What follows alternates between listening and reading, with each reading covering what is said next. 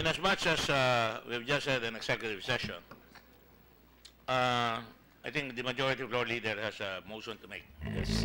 Mr. Chairman, thank you. Mr. Chair, I move that Mr. Mike Tibuga. Taguba. Mark Tibuga. Taguba. Tibuga? Tiguba. Taguba.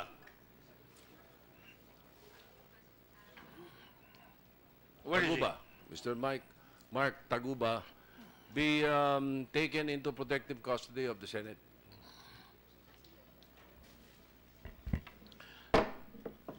The chair rules that we will request the Senate President to assign the office of the security or the Sergeant at Arms to provide protection for Mark Taguba and maybe additional security from other law enforcement agencies for so long as it is needed.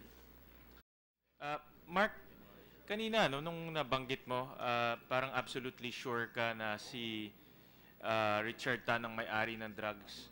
Paano mo nasabi na siya talaga may-ari ng drugs? Kanina parang sigurado ka. Ano ba yung nasa isip mo? Hindi po sigurado po ako na siya po yung nagkarga ng drugs. Sino? Si Richard Chen. Si Richard Tan. Sigurado ka siya ang nagkarga. Yes po. So ibig sabihin, alam niya na may drugs doon.